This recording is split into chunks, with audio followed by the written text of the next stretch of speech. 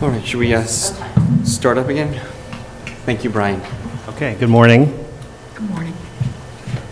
Rent regulation has been a fixture in New York City's housing market for over 7 decades, although the laws that govern rent-regulated housing have been substantially changed and modified over time, including most recently with the passage of the Rent Act of 2015.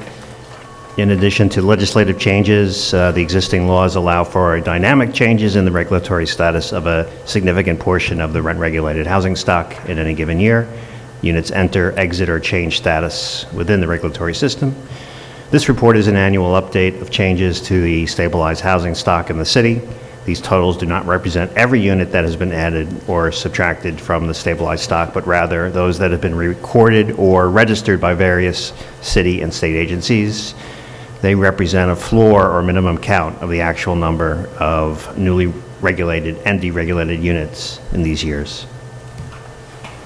Since newly constructed or substantially rehabilitated units are exempt from rent regulation, increases to the regulated housing stock are often a result of owners placing these new units under rent stabilization in exchange for tax benefits.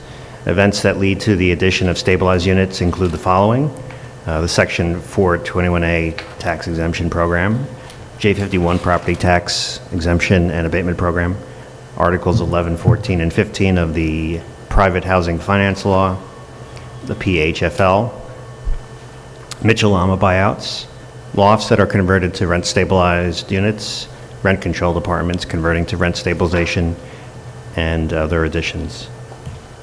Tax exemption and abatement programs have a significant impact on the inventory of stabilized housing. Apartments newly created with the aid of these programs must typically remain rent stabilized for at least the duration of their benefits. In 2018, an estimated total of 9,452 units were added to the stabilized stock through the 421A program, up 1% from the prior year. The largest number was in Brooklyn, 3,910 units, followed by Manhattan with 2,455 units, Queens with 2,349 units, and the Bronx with 738 units. There weren't any on Staten Island. According to HCR, the median legal rent of registered rent-stabilized apartments currently receiving 421A tax abatements in 2018 was $3,350, up 2% from the prior year. Can I ask you a question just about that number? So that number is for the whole stock, not the 9,400 additions. Yes. Do they have a number for the 9,400 additions? I don't know if we receive that. We do receive the number for all the additions in a given year. And can they give us the number, because this number is blending in affordable units in it, I think. So in an 80-20 or a 70-30, if they just took all the rent roll and divided it by 100 units or whatever the number of units would be, that would give you an average. But some of those units, would be paying market at their first lease, and then some would be affordable units. Do we have a way to get what the affordable rents are? I don't think in these we've buildings? asked for the differentiation in terms of units, but they aren't able to differentiate it. They said maybe with their new computer system they might, which they're currently putting in. I'm not sure if I mentioned the 309 units that were added to the stock through the J51 program. That's up 49% from the prior year. Is that hit? I forget if it's in the report. Is that a very low number for J51, or is that kind of a normal number? In the report, we list it going back. It's pretty normal. Okay. It's in Appendix 1. It's been in the hundreds going back many years. It's 59 2 years ago, but usually a few hundred. Okay. Thank you.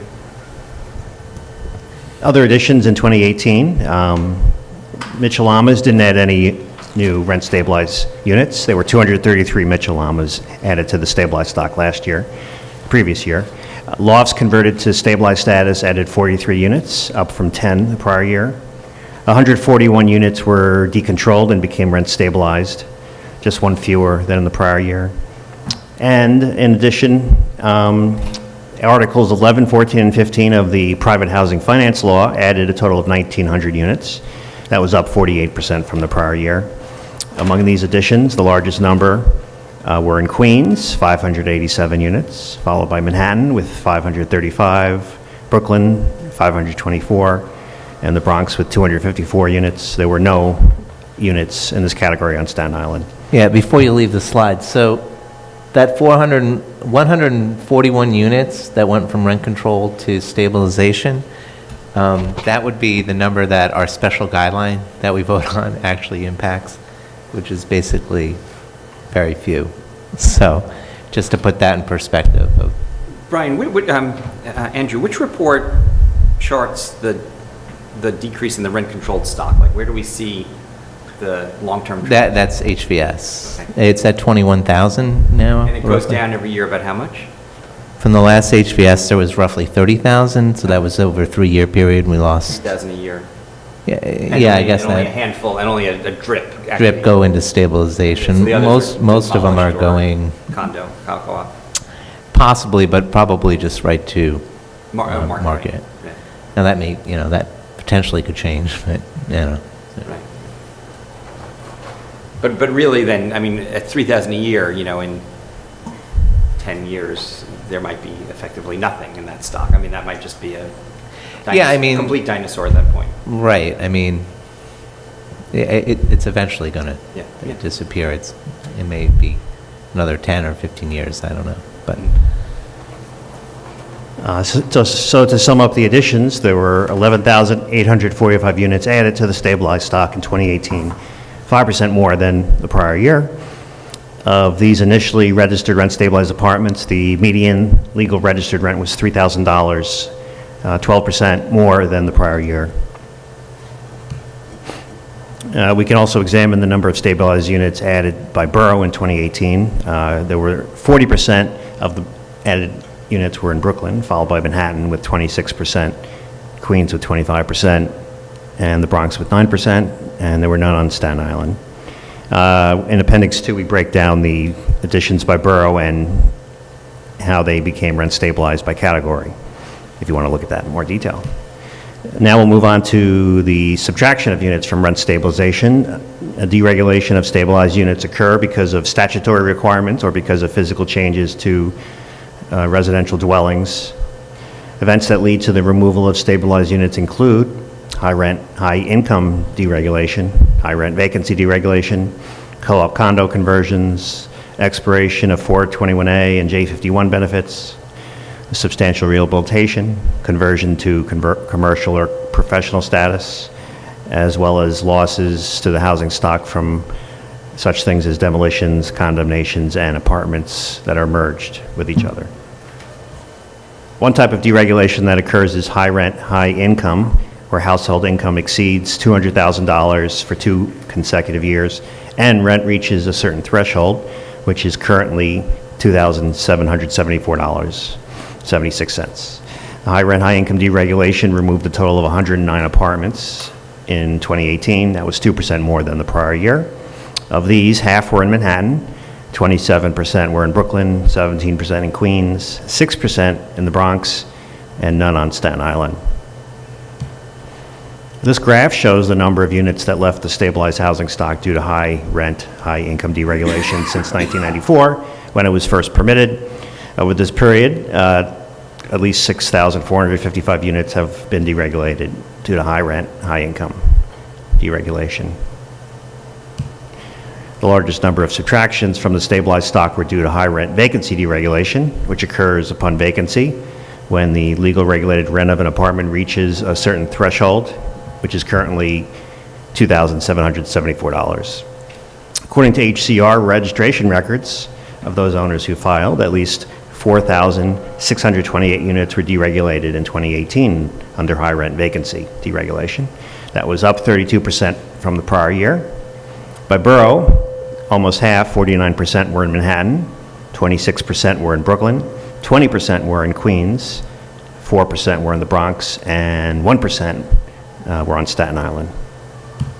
This graph shows the minimum number of units that have left the stabilized stock over the past quarter century since state law first permitted deregulation of units with rents above $2,000 upon vacancy in 1994, and following several increases since then, subsequently reaching the current threshold. The graph illustrates the increase that occurred annually in most years through 2009, the year of the largest number of units leaving rent stabilization due to high rent vacancy. Since that peak, the number of deregulations has fluctuated a great deal, and cumulatively, since 1994, at least 160,292 units were registered with DHCR as being deregulated due to high rent vacancy deregulation. Do we know what year the threshold was changed? It wasn't originally 2,500 or 2,000? It went up to 20. Yeah, I think I think I mentioned it in the report, the specific years.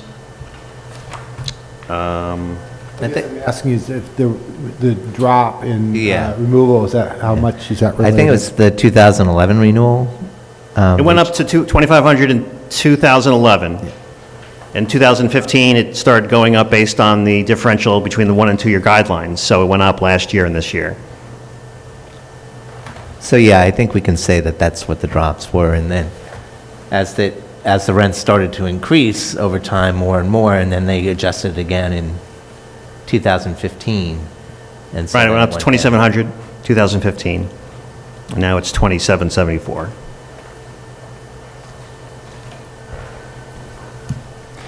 Apartments left rent stabilization for other reasons. Co-op condo status conversions, which include both newly converted units as well as stabilized tenants vacating apartments in previously converted buildings, totaled 791 units, 18% more than the prior year.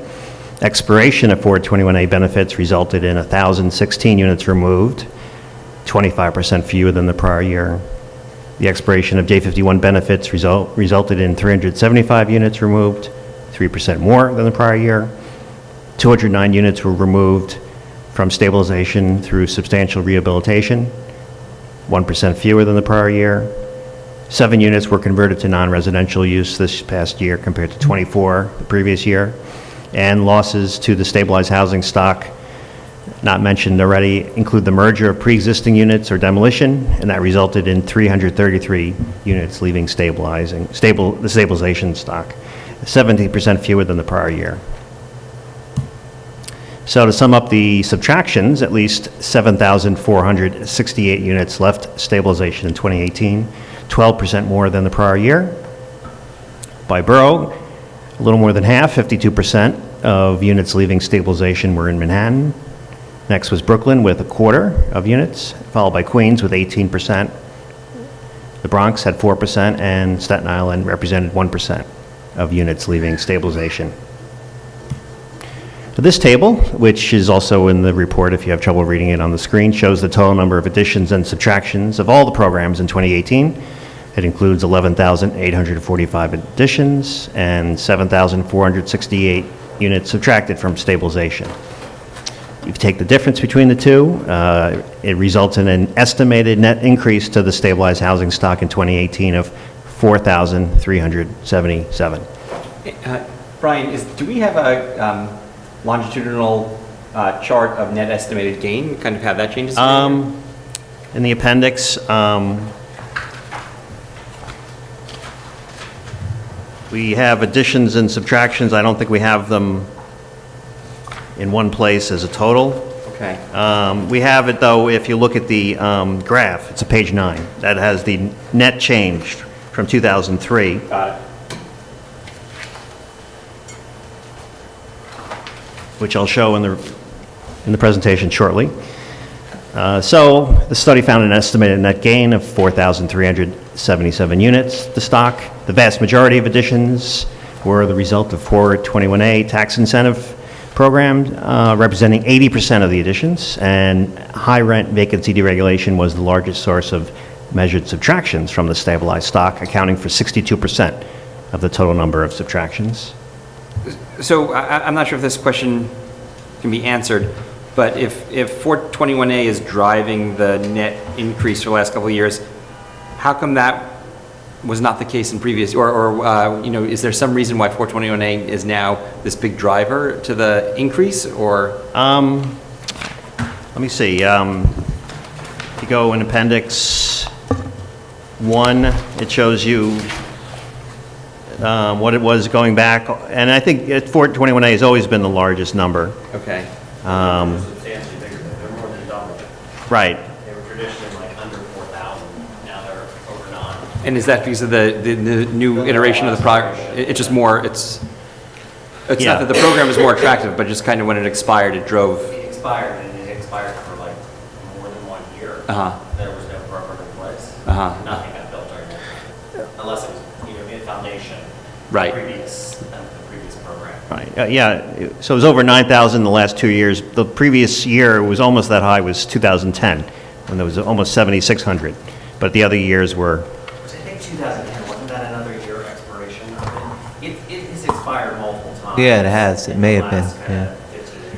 yeah, Also- It's created highs and lows to the Yeah, program. and also remember that there's been an effort working with HPD to buildings who haven't complied by filing. Oh, make- It will include these numbers because they're newly filed. So the unit could have existed for several years and now they're filing. And so they had to register their it's an initial registration with the HCR. So that would be in these numbers. So are the two recent big years of 17 and 18, could we assume that they're driven by this regulatory? Partly by the regulatory enforcement and partly due to that 2015 year where there was a huge jump in the number of permits for 421A. So So this- it's probably a combination. So there's no reason to think that these 2 years of net increase is kind of a new trend. It's kind of the long-term trend, except for the new laws that may come into effect, but the long-term trend is really a loss every year until the last 2 years.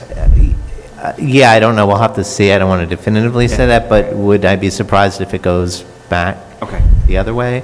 But just remember, depending on what happens in Albany, the losses may That's right. really, if they get rid of deregulation, then the losses would really probably, because it drove it 62% this year, so the other losses were only 38%. So that's going to drastically be reduced if they, you can no longer deregulate units, so. Got it.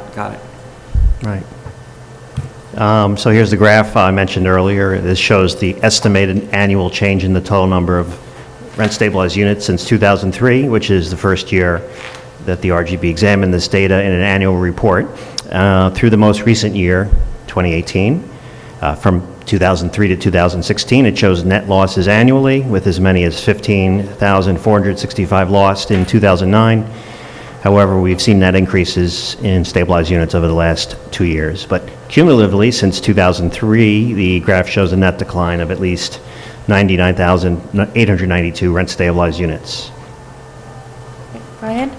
Sorry, I think this is another version of Scott's earlier question. The numbers that we get on 421A units are from HCR, is that correct? Or Additions. additions? Yes. Is that what you're asking about? Yeah. Yeah. I guess when I'm thinking about the additions to the stock that are 421A, the market rate versus affordable serve pretty different populations, and I think that really affects how I think about it. Is there a way that we can get from HPD or another source the total additions to the market that are rent regulated that are affordable? Or differentiate somehow between the market and affordable 421A? Thanks. We'll take a look. We'll see if we can find that number. Yeah. I mean, As quick math, you could assume it's greater than 20%. And then in the new programs, it's most likely 30%. So that obviously isn't the most precise way to do it, but that's what it would be, because even if they didn't do on-site affordable, they would need to do off-site affordable, but most people elected to do the on-site affordable, so it's actually in the same building. Wait, Scott, just so I understand, you're just saying like in an 80-20 building, like that's the metric you're using? Well, yeah, I mean, 80/20, to the point of the catch-up buildings that are in this number, people who potentially built their building 3 years ago and are just getting their final certificate, they, I would estimate, would be in the 80/20 program.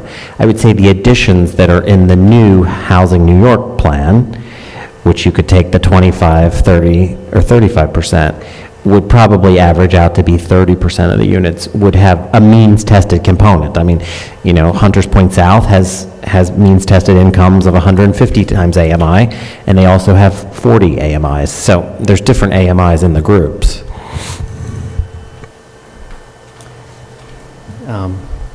Going back further, since I'm sorry, 1984. one other quick question. Do we sure. know what overall percent of the rent-stabilized housing stock is rent-stabilized under 421A as opposed to the annual increase?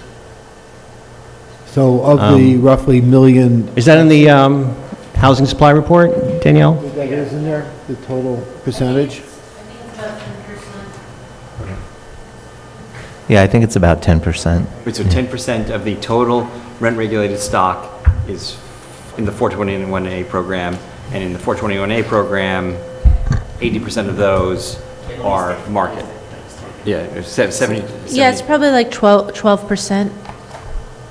Just doing math in my head, about 12%. So it's, let's say it's over 100,000, and probably 25,000 of those, right, would be in the means-tested affordable Which is group. between 50 and 150 of AMI, roughly. But I think one thing to understand, though, you know, about those units, you know, the means testing is, you know, is at the entrance point.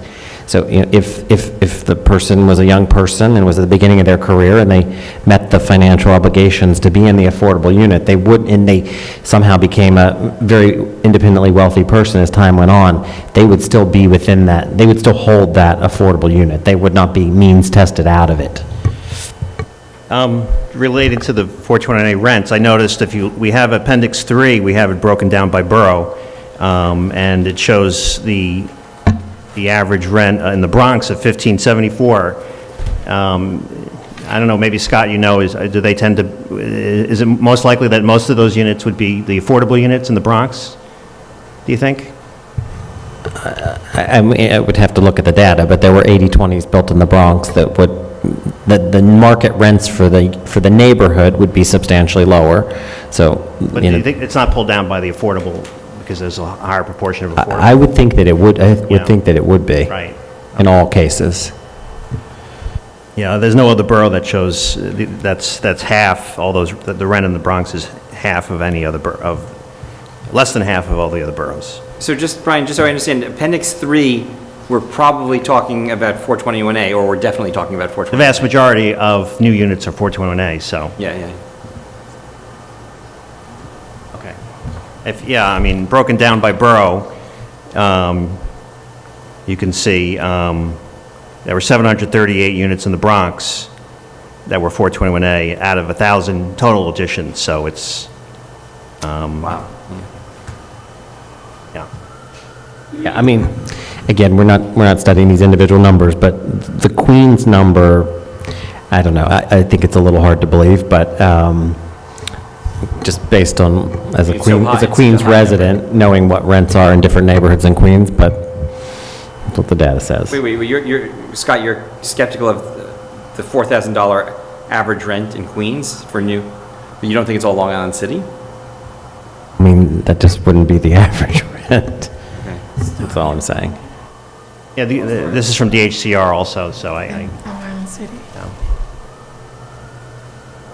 We have to understand how it's derived better. Unless of all, unless of basically most of the newly registered stabilized apartments are in Long Island. Can you register a newly registered rent at higher than the market rent? Yeah, it has to be market. The first rent paid that the market creates The floor, registered rent. yeah. Does that include incentives, if there's like 3 months of rent? Is that factored in or not? Do you know? You can't do that. I mean, they could technically give the first month free and the lease would start on month 2, but it would still start at whatever the higher rent is, so it has to be the contractual rent paid all 12 months of the lease. Okay. So you mean you can give a free month's rent that's not part of the lease? Is that what you're saying? You could give it at the front of the lease, but otherwise you couldn't. If you factored it into the lease, that would create the legal rent. Right. That would create a de facto market. But it does sound, from what I'm hearing, it does sound like you could play with that by giving 3 months' rent at the beginning of the term. If you did, Yeah, if you wanted to do that, yeah, I got it. So I just wanted to say, I do think that we should look at the average rent as what it is, especially in Queens. We get a lot of, I can just speak as someone who, we get a lot of people coming to us, our organization, with non-pays and who can't afford the rent, and it is very expensive in Queens. And don't want to get too political, but that's actually part of the reason.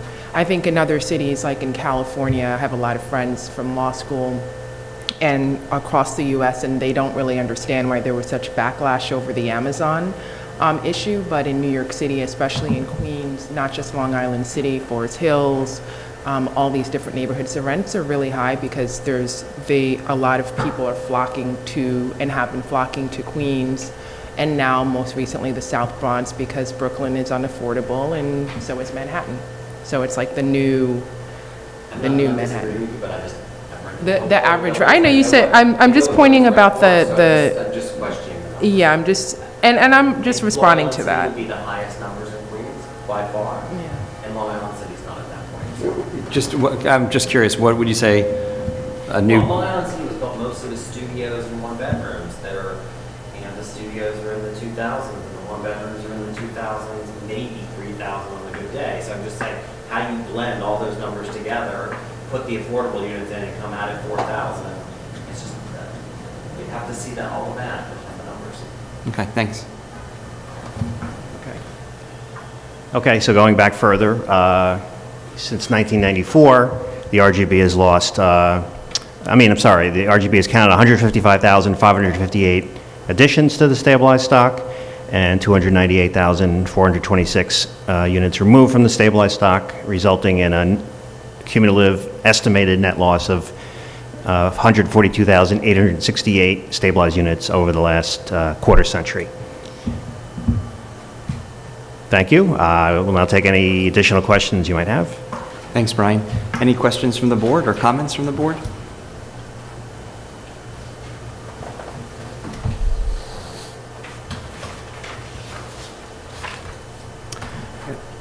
Excuse me, I think it'd be interesting to get more information on the range of rents in the 421A rent stabilized housing, put it into like deciles, or I like that you had the mean as well as the median, but I think having more information on that would be useful because, main point is that this is a really different segment in terms of affordability compared to the older rent stabilized housing. And We can- median is useful, but if we have more information, that would be great. We have to ask that- DHCR about that. Do you want that for just the newly added units or all units? I would say all, if you can get it. Yeah, I'm not sure if they can do that or